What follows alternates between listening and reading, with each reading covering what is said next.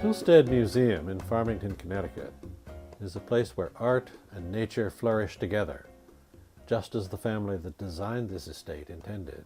Hillstead is a colonial revival house built at the turn of the 20th century and maintained today just as it was when the family that built it lived here. Hillstead is their outstanding art collection.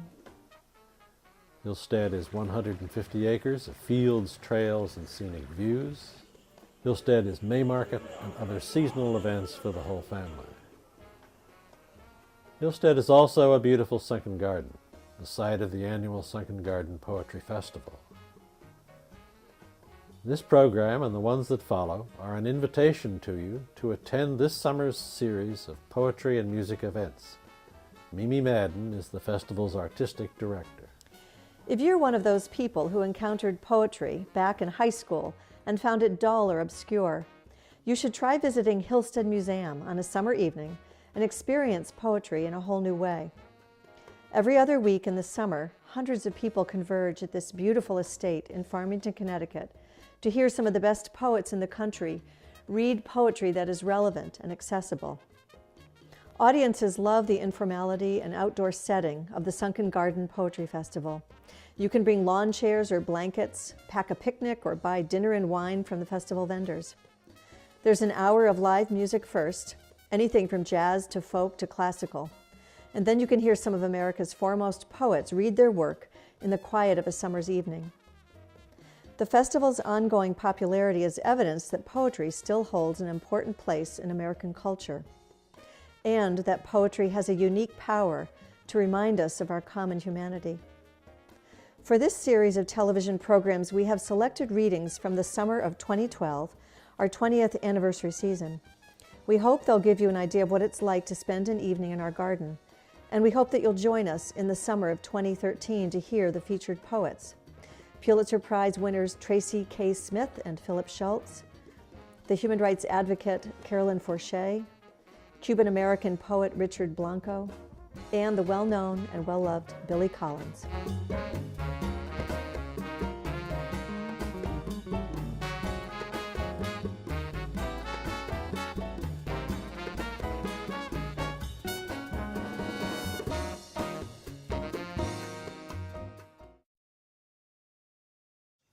And since there's a bouquet in front of me, I thought I would begin with a poem that I wrote about a bouquet some years ago.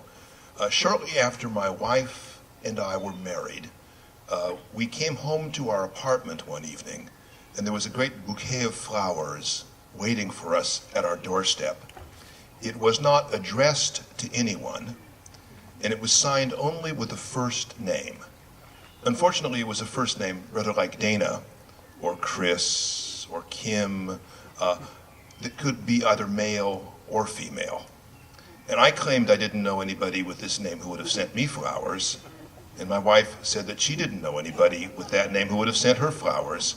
We brought the flowers in, we put them on the kitchen table, and there they stayed, sowing dissent.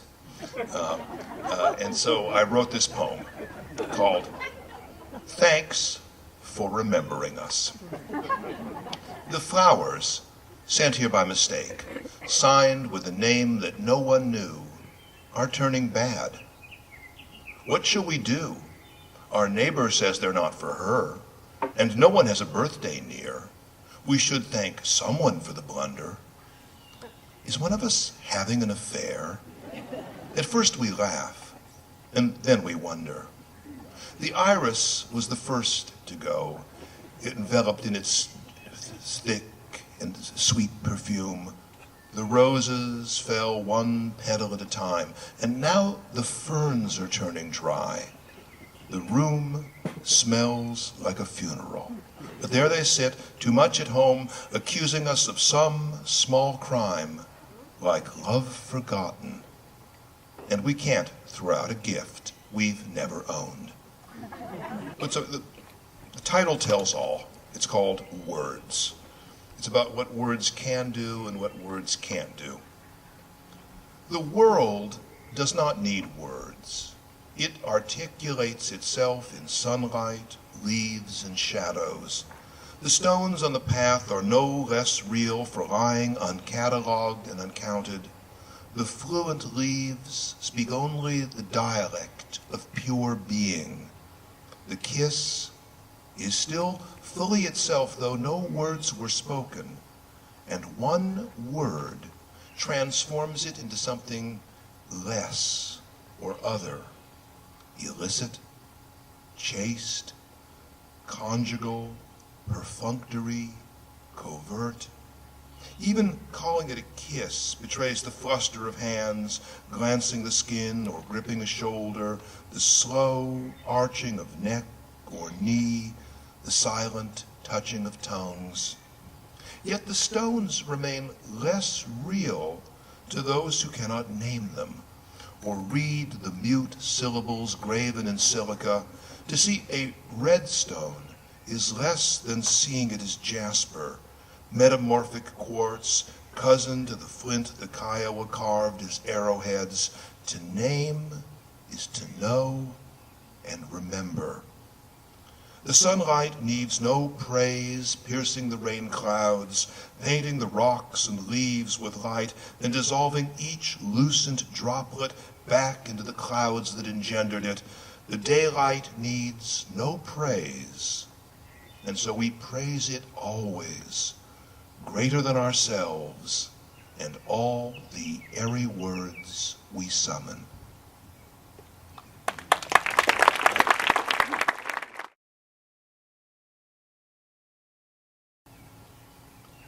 You won't remember it. The apple orchard we wandered through one April afternoon, climbing the hill behind the empty farm. A city boy, I'd never seen a grove burst in full flower or breathed the bittersweet perfume of blossoms mingled with the dust. A quarter mile of trees in fragrant rows arching above us, we walked the aisle, alone in spring's ephemeral cathedral. We had the luck, if you can call it that, of having been in love, but never lovers. The bright flame burning, fed by pure desire, nothing consumed, such secrets brought to light. There was a moment when I stood behind you, reached out to spin you toward me, but I stopped. What more could I have wanted from that day? Everything, of course. Perhaps that was the point, to learn that what we will not grasp is lost.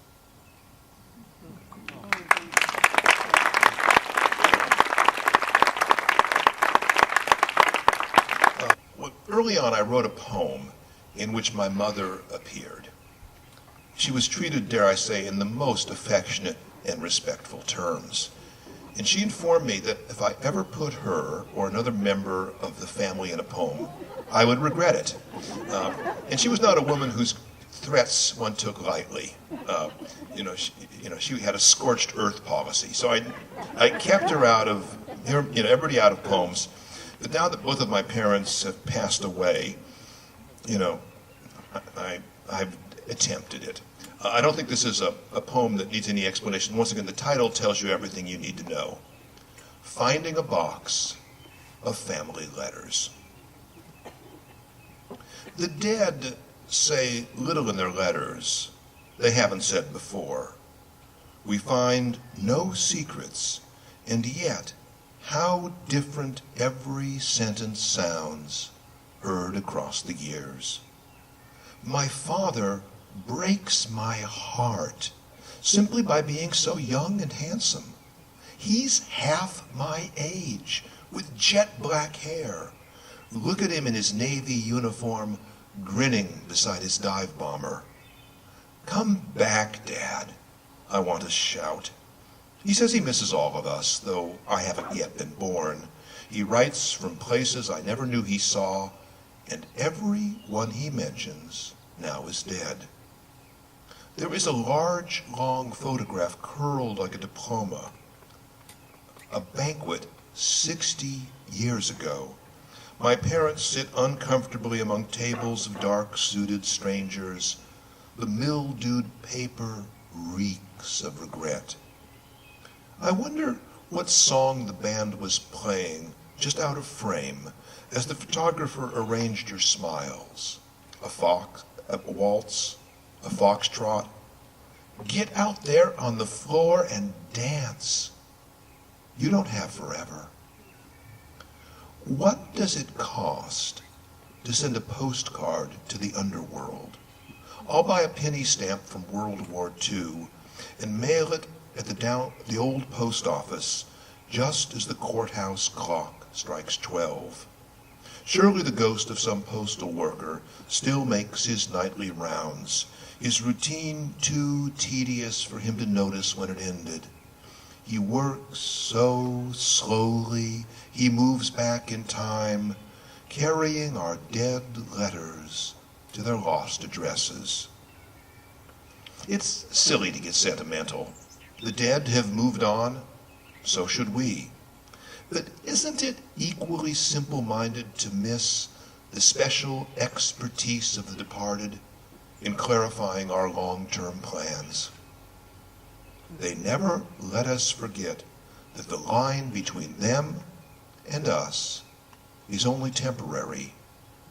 Get out there and dance, the letters shout, adding, love always, can't wait to get home. And soon we will be. See you there.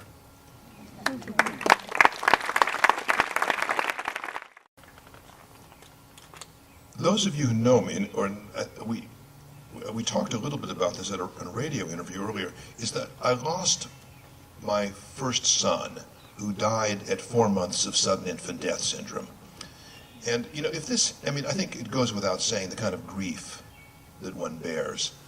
But there's something that happens, and I think anyone who's ever lost a child knows this, which is that for year after year you begin to look at other children who would be about the same age, and you start to see what your child would be like at each stage. And this is a poem about this, and the title is called Majority, and I use that in terms of the legal sense. I wrote this poem on my son's 21st birthday. Now you'd be 3, I said to myself, seeing a child born the same summer as you. Now you'd be 6 or 7 or 10.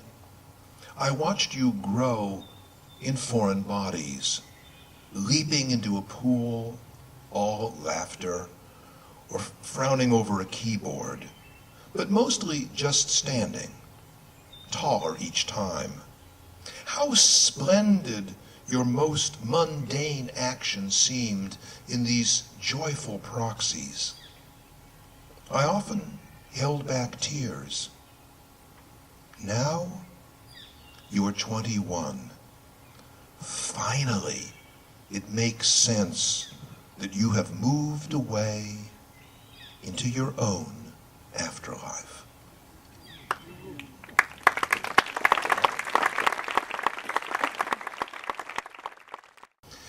And this is one, it's a little trick. I think when most poets are writing a poem, they have a little game that they're playing privately.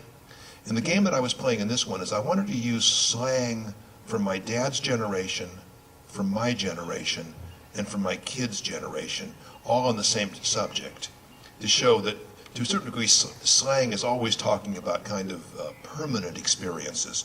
This poem is called Pity the Beautiful. Pity the beautiful, the dolls and the dishes, the babes with big daddies granting their wishes.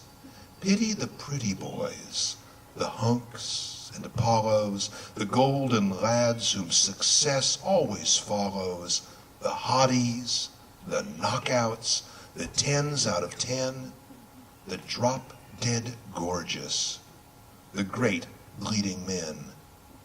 Pity the faded, the bloated, the blousy, the paunchy Adonis whose luck's turned lousy, pity the gods, no longer divine. Pity the night, the stars lose their shine.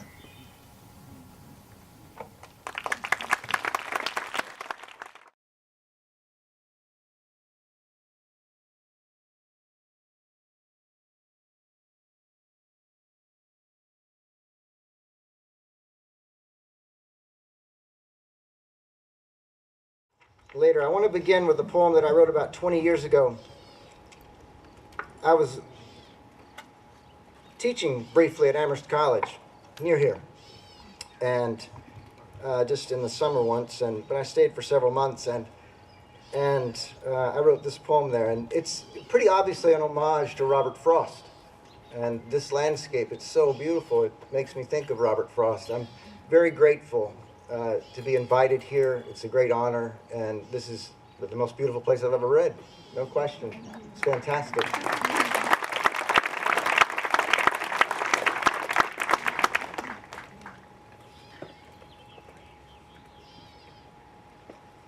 Clearing. It was when I walked lost in the burn and rust of late October that I turned near dusk toward the leaf-screened light of a green clearing in the trees. In the untracked and roadless open, I saw an intact but wide open house, half standing and half lost to unsuffered seasons of wind and frost. Warped tin and broken stone, old wood combed by the incurious sun. The broad wall to the stark north, each caulked chink and the solid hearth, dark with all the unremembered fires that in the long nights quietly died, implied a life of bare solitude and hardship, little to hold and less to keep, aching days and welcome sleep in the mind-clearing cold. And yet the wide sky, the wild flowered ground, and the sound of the wind in the burn and rust of late October as the days shortened and the leaves turned, must have been heartening, too, to one who walked out of the trees into a green clearing that he knew. If you could find this place, or even for one moment feel in the word-riddled remnants of what I felt there, the mild but gathering air, see the leaves that with one good blast would go, you could believe that standing in a late weave of light and shade, a man could suddenly want his life, feel it blaze in him and mean, as for a moment I believed, before I walked on. The next few poems I'm going to read all make a kind of narrative, although they are all essentially lyrics, and they all amount to a kind of theology, I think, and at least I read them that way, and I'll explain why as we go. I lived in Prague once, many years ago, after the Velvet Revolution, the year after the Velvet Revolution, and I lived with someone at the time, and we lived in an apartment block. Most of the Eastern European cities have those horrible concrete monolithic blocks surrounding them, and we lived in one of those, and it was very ugly, but we lived on the 7th floor, and so we had this tremendous view of Prague. One day I was studying Czech at the kitchen table, and my girlfriend was in the bath, and this falcon, I can see falcons flying around here tonight, this falcon landed on the windowsill, and it was maybe 3 feet from me. And I didn't write this poem at the time. I wrote this poem 10 years later. It usually requires that kind of a lag for me to have an experience and come to some kind of understanding of it. The poem is called Postolka, which in Czech means falcon or kestrel. When I was learning words and you were in the bath, there was a flurry of small birds.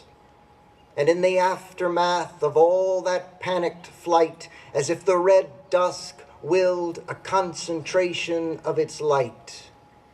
A falcon on the sill. It scanned the orchard's bowers, then pane by pane it eyed the stories facing ours, but never looked inside. I called you in to see, and when you steamed the room and naked next to me stood dripping as a bloom of blood formed in your cheek and slowly seemed to melt, I could almost speak the love I almost felt. Wish for something, you said. A shiver pricked your spine. The falcon turned its head and locked its eyes on mine. And for a long moment, I'm still in. I wished and wished and wished the moment would not end. And just like that, it vanished.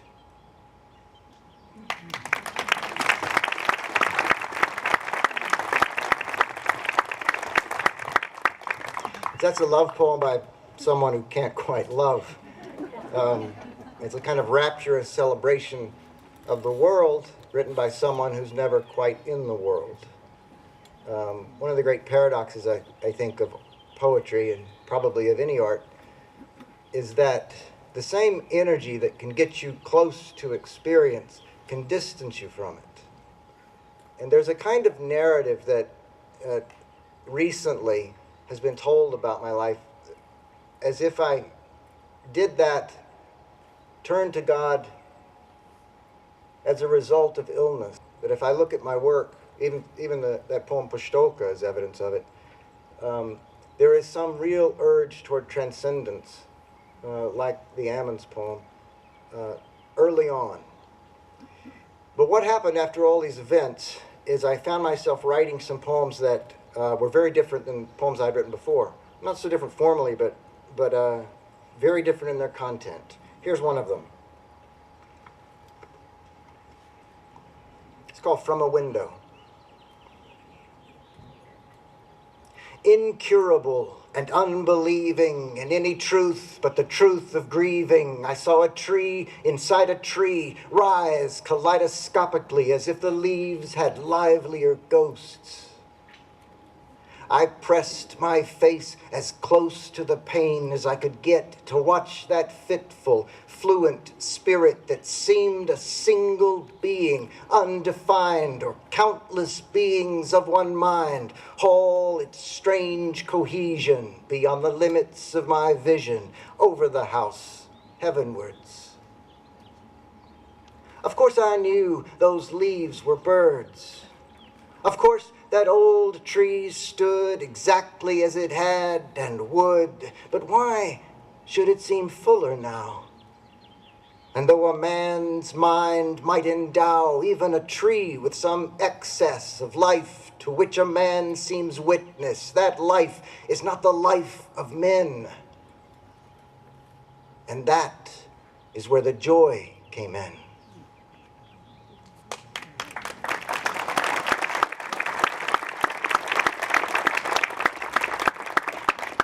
So that poem was, for me, an example of something coming from outside. I began the poem in great anguish and thought that I was writing a poem of pure anguish, incurable and unbelieving. I thought I was dying at the time.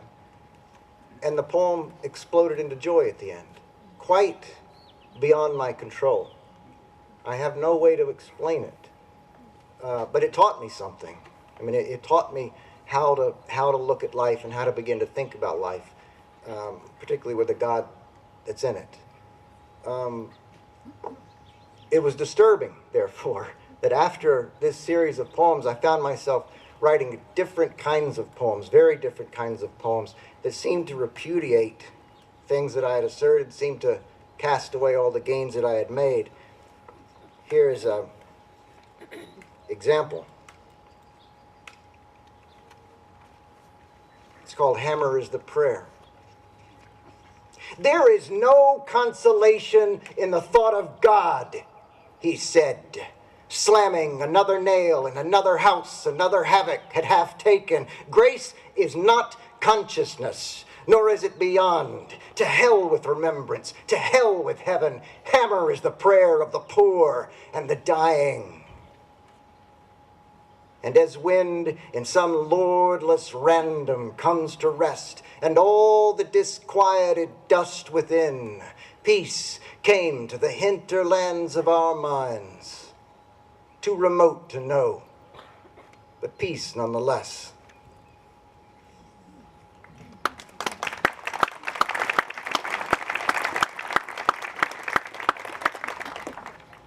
Or this: it is good to sit, even a rotting body, in sunlight, uncompromised by God, or lack of God. To see the bee beyond all the plundered flowers, air stagger toward you, and like a delicate helicopter hover above your knee until it finds you to be not sweet, but at least not flinching. Its hair legs on the hair of your leg, silvering a coolness through you like a soul of nerve. So those poems don't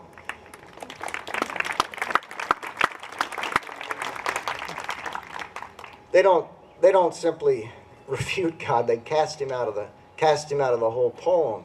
And maybe what my own poems were trying to teach me, which is that the same God that at one moment might call us to sing of God might call us to sing of godlessness. That sometimes people are called to unbelief so that faith can take new forms. I tell myself that for comfort sometimes.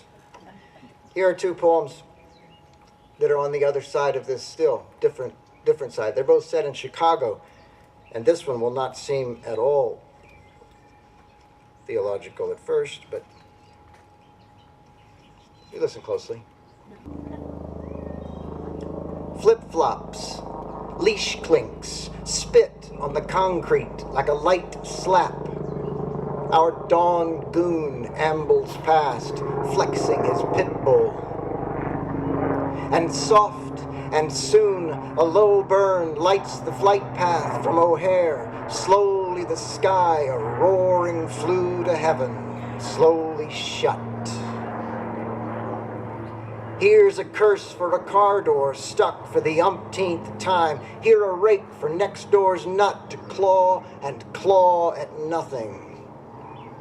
My nature is to make of the speed bumps scraping the speeder's undercarriage and the ohm of traffic, and somewhere the helicopter hovering over snarls, a kind of clockwork from which all things seek release.